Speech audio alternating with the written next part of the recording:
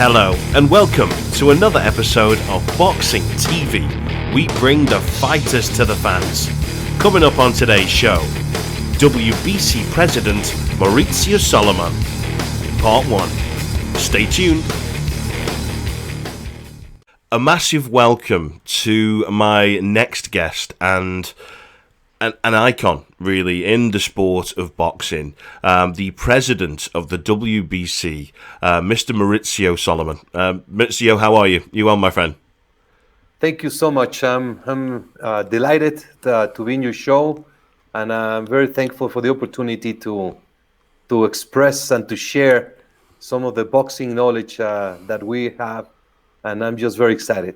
Me too, and it's really an honour. And like I said to you just as we started recording, in fact I didn't tell you, but right at the start of my career, years and years ago, I started a random page. Nobody knows this, by the way. Of all the people who watch my show, nobody's ever heard this story. And right at the start of my career, I had something like 30 followers on social media, and I thought, I'm going to be brave and I'm going to reach out to the WBC and I'm going to say, can you please share my page? And you did. The WBC, just the 30 followers. It went through a bit of a process, but you did, and for this day, it's made me just a massive fan of the WBC. Really, really has. But it's an absolute honour to bring you on my show. Now, this will be a bit different, I think, than other interviews you may have had before, because I like to, as the sign shows, we like to bring the fighters to the fans. Not the fighters this time, but really understand the person behind the gloves. So, your start in boxing was mainly brought on by your father, wasn't it, who was the WBC president from 1975. And can you tell us a little bit about the impact that your father had and the different changes that he did for the good of world boxing? Thank you, Dan. Yes, my father was elected president in 1975. I was 5 years old, and all my life has been surrounded by the sport, by boxing. I have fond memories. I have unbelievable memories of how my first steps and my first great moments in the sport came about. But my father was unique. He was a visionary, and he had this unique passion to change the sport. Why? Because he was born into the sport. His best friends in childhood were boxers. Really? And, I didn't know that. Yes, he was born in a very small town in Mexico, and his friends were boxers. So he started training, and he boxed a little amateur, and he got his nose broken and the jaw. But the main thing is that he learned from first-hand experience of the tremendous abuse that boxers had to go through their lives. Natural abuse, and also the abuse by promoters and managers and by the whole industry. Yeah. So he saw how a boxer gets a broken nose and didn't get paid. There was no insurance, and there's so many things that were common back in the 50s, the 60s. So he worked on every single aspect in the boxing world. He was a timekeeper, ring announcer, judge, referee, assistant, and then eventually he became a commissioner in that small town, then in the state, and then in the country, and eventually became the president of the WBC. So his mind was always set to change the way boxing was as a brutal sport. And that was his goal, and he made so many changes from reducing from 15 to 12 rounds, introducing anti-doping tests, mandating medical examinations for all fighters, the 4-rope ring, the thumb-attached glove, the intermediate weight categories, the weigh-in 1 day before the match. So many changes that have happened in the past 50 years were basically innovations that the WBC introduced. That's amazing. I live and breathe boxing. I literally live and breathe boxing. It's since I was injured and had to step away from the sport of boxing, in a way, from fighting anyway. I live and breathe this, and I didn't know that. So even the attached thumb, he even changed that.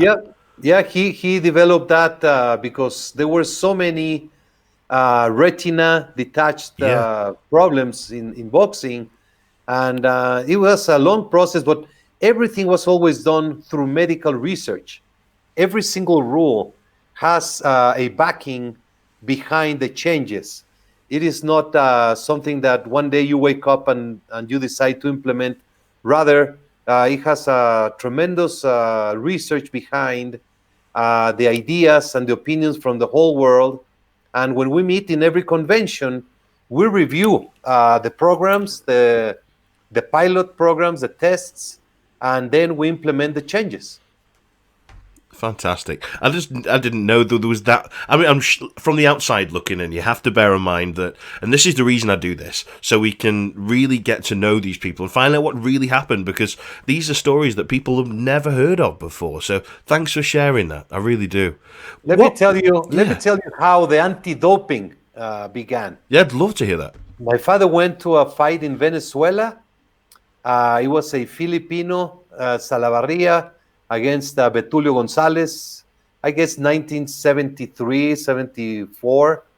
And my father was a supervisor, and he was there when he looked at it was a very tough fight. He looked at the Filipino corner, and they put out a bottle, and he drank from that bottle. So my father ran to the corner and confiscated. He took that bottle, wrapped it up, he brought it back to Mexico, and he sent it to a lab, and that bottle had amphetamines. You're joking me, really? So that's where the idea of mandating anti-doping tests came about. The WBC is the first world sports organization with a mandate for anti-doping, and that's back in the 1970s. So every rule, every protocol has a story behind, which many people do not know, and it's very intriguing, but it's a fact that we dedicate our time to look for ways of making boxing safer. It's amazing. Again, I didn't know that. So I'm learning something here. So that's so. But he was there. Wow, amazing, fantastic. So when you were younger and you were a little nipper, as we'd say over here in the UK, you wanted to be a boxer too until something changed your mind. Tell the audience about that. Well, I was always a very active boy. I had dreams and I was very active. I loved to play, and boxing was my passion. So I used to play with myself and punch myself and bleed my nose.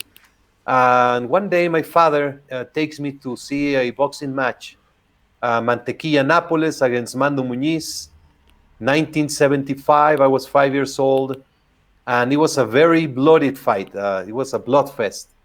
Mantequilla was my hero. At the end of the fight, my father takes me to the dressing room, and he says, "Would you like to see Mantequilla?"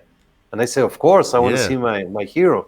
I go in, and there is Mantequilla Nápoles lying on his bed, both eyes wide shut, both eyebrows completely open up. And just that image was very, very impressive to me. Yeah. So we leave the room, and I just turn and tell my father, "Daddy, I think I'm going to be a fireman. Boxing is too much." So, because his eyes were out here. Oh my God, it was dramatic, the scene. So that's where my boxing career ended, and I began to play baseball and football and continue playing boxing, but never intended to go into this incredibly sport that is very demanding. It's an unbelievable sport. Absolutely. And it seems like from your father, you've took this responsibility from him, from talking to you, to look after the boxers, and I can see that already. But you're now the president of the WBC, which is For me, and for many, many other people out there, pretty much the holy grail of world champions, Thank you. of WBA, WBO, whichever. No, I will say no disrespect to any of them because I've worked with many of them. But why do you think that the WBC is widely recognized as pretty much the holy grail of world titles? I believe it's a combination of the great prestige that you build over the years with consistency, with moral authority, with making the right decisions at the right time, keeping always justice as a unmovable principle, and having the benefit of the boxer at hand as the only priority. The level of champions, the WBCs, the Muhammad Ali, Mike Tyson, Sugar Ray Leonard, Hagler, Hearns, Chavez. There's so many great British champions that we have had in the WBC Green and Yeah, Gold, and our relationship with the fighters, because the WBC only exists because of the boxers. yeah, Before, during, and after the championship years. When you're a young kid, when you're amateur, we are there for you. When you are a contender, when you're a current champion, when you're a superstar, we're there for you.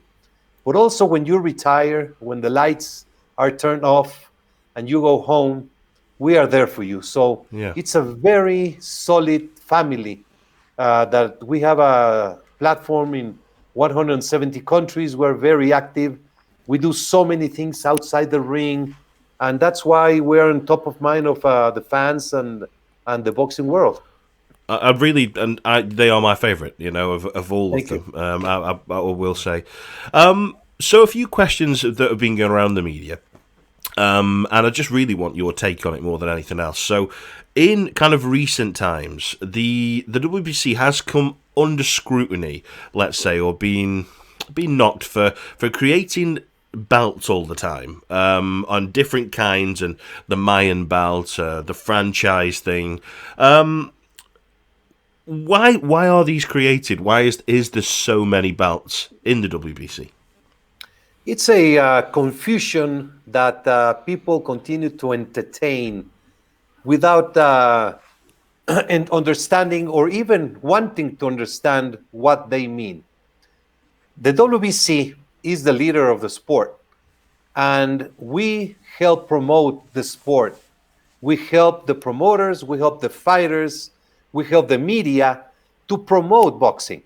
So anytime there is something boxing, pro boxing, everything that is positive, we are there and we promote it. So we have created so many different belts, which are basically unique pieces, which reach so many corners of the world. For example, the art, the culture of the world gets familiar with boxing belts. The Mayan belt, it's an example. This belt is not a championship. It's not anything other than a unique piece of art to commemorate a certain date. So Right, I see. May 5th and September 16th are the biggest holidays in Mexico. It's the Battle of Puebla and independence, Mexican independence. Okay. Throughout the years, it became a custom to celebrate those days with boxing matches. Uh-huh. Eventually, the most important dates for boxing rely on May 5th and September 15th. So the best champions of the moment fight on those dates. Oscar de la Hoya, Julio Cesar Chavez, Floyd Mayweather, Canelo. Throughout Eric Morales, Barrera, Marquez. So it's been 45 years that great matches happen on May 5th and September 16th. So we came up with the idea of creating a culture commemorating a Mexico has many cultures. So we put a belt, a culture, a piece of art, Yeah. one piece, unique, So if you look at that belt, it's beautiful. And it is just a trophy I that see. the winner of that fight gets. So that, let's say, for instance, the Mayan belt, then that'll never be seen again. Then That will that never that's be just. seen again. Oh, that's interesting. I didn't know. Right. There's only two pieces. The one in May Uh-huh. that Canelo was awarded after beating, I believe, I don't recall who he fought in Yeah. May. And then Tyson Fury. That was the most important fight on September 16. Right. He fought Wallin. So we are that awarded Tyson Fury the Mayan belt. It's a trophy. Brilliant. And he's so proud and he loved it and he kissed it. He's a gypsy. So he really understands the Yeah. culture. I can get that. Yeah. So these belts are not to confuse anyone, but these belts go out and they make a TV news, they Yeah. make newspaper. You got a grandmother talking about boxing Yeah. because she saw that beautiful piece of art. When I went to the United States to promote Manny Pacquiao against Mayweather, that time we created the Emerald belt. It was an unbelievable piece, the most expensive boxing trophy ever generated. Okay. $1 million belt, Really? You're kidding? all gold and emeralds. Wow. And I was in a talk show. You know, those morning talk shows, very Yeah. popular in the United States. So I was there and I presented the belt. And so many grandmothers and mothers of friends and people who would never be watching boxing, they got to see boxing and then they see. watched the fight. So these belts, it's a way of promoting the sport. Many people love them. Yeah. I have not seen one person when I walk in the casino with that belt that does not want to stop and take a picture. Oh, absolutely. Yeah. If they would take a moment and research and understand, you know, we don't have outlets, news outlets. You are giving me a great opportunity to explain something that naturally we never get the opportunity because a good news or something that is not controversial rarely makes it to the news. So You're right. Yeah. if we want to speak about making a belt to celebrate a culture, to celebrate a country, to for charity, nobody cares about that. Yeah. They only care about the controversy and blasting the WBC for making so many belts. The reality, we have a world champion. We have a silver championship, which is Division 2. Uh-huh. And then we have a great platform worldwide with affiliated championships that serve as a stepping stone to get to the championship level. I see. We have for example, the British Boxing Board of Control, they have their belt, they have the Commonwealth. Is it like the NABF and things like that? The NABF, the European Boxing Union, the African Boxing Union. So it's a worldwide organization that has activity, and this activity helps boxers fight under a solid platform with set rules that make them stronger once they get to fight for the championship. I see. A stepping stone, like you say. If you were mentioning the franchise. Yeah. That's something I'd love you to explain to me, because I get the idea around it. I'm sure there'll be many, many people out there who don't quite understand that. So, yeah, if you could explain to me the franchise champion, that'd be great. Yes, as you have mentioned during the program, we are visionaries. We implement changes for the betterment of boxing. So the franchise designation is a new concept that the WBC just introduced, and it has a very specific goal, which is get the fans to experience the best fights possible.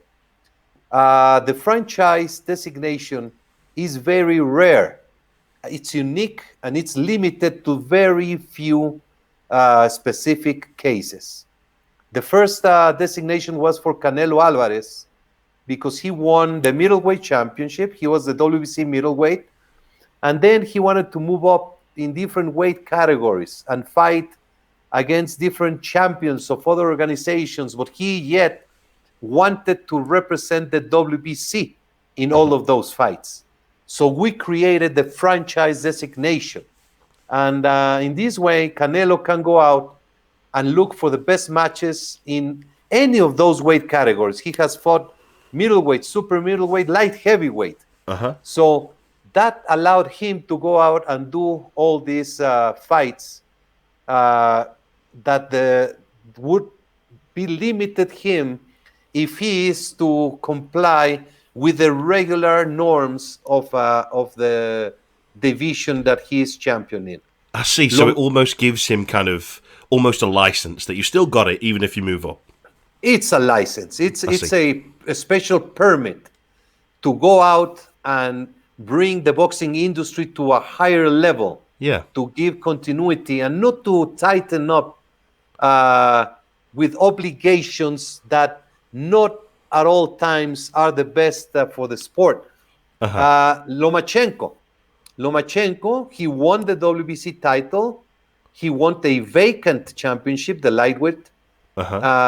And he and his promoter petitioned to be recognized as franchise with the goal to be able to go out and fight Teófimo López for the undisputed championship in the lightweight division, instead of having to fight two mandatory fights that the rules call for when you win a vacant championship.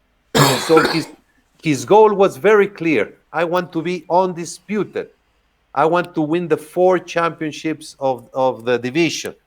The WBC designated him franchise.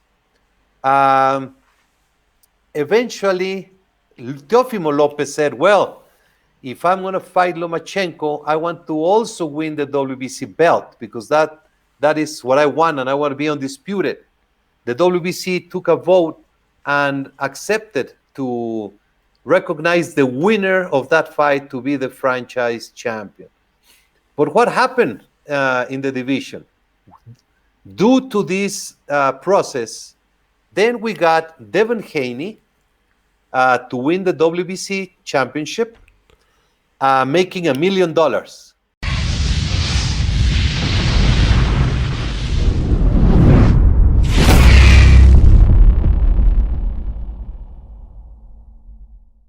It's great confusion. I understand what the fans suffer having so many champions. Yeah. But I can only respond for the WBC and what we are doing. This young 6-year-old boy bravely protects his 4-year-old sister from a mad dog attack. Wow. And he risks his life